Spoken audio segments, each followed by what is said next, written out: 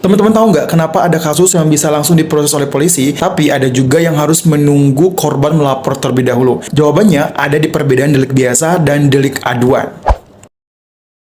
Banyak orang mengira semua tindak pidana akan otomatis diproses oleh polisi. Padahal tidak semua kasus itu bisa langsung diproses atau ditangani begitu saja. Ada yang dapat diproses meskipun korbannya tidak melapor. Tapi ada juga yang harus ada laporan dulu nih, baru bisa diproses oleh polisi. Nah, sebenarnya apa sih perbedaan antara delik biasa dan delik aduan? Sekarang coba kita tanyain. Let's go.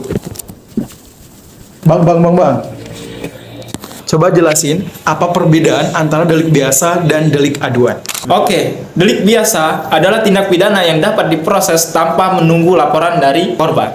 Artinya di sini, apabila pihak kepolisian atau masyarakat telah mengetahui terjadinya tindak pidana atau pihak kepolisian mendapat laporan dari siapapun, proses hukum bisa berjalan. Oke, berarti delik biasa itu tidak harus menunggu laporan dari korban. Benar. Oke, contoh kasusnya gimana, Bang? Contoh kasus tindak pidana pencurian, tindak pidana pembunuhan, dan tindak pidana narkotika. Oke, itu kalau misalkan delik biasa. Kalau misalkan delik aduan gimana, Bang? Delik aduan adalah tindak pidana yang dapat diproses apabila ada pengaduan dari korban atau pihak menurut undang-undang berhak melakukan pengaduan. Oke, berarti kalau misalkan delik aduan itu harus dari korbannya langsung yang melapor atau dari pihak yang menurut undang-undang itu berhak untuk mengadu. Jadi kalau misalkan tidak ada pengaduan dari dua pihak tersebut, proses hukum tidak bisa berjalan. Tidak bisa berjalan karena sifatnya delik aduan, bukan delik biasa. Oke, kalau misalkan contoh kasusnya apa, Bang? Contoh kasusnya itu seperti pencemaran nama baik, kumpul kebo, dan perzinahan.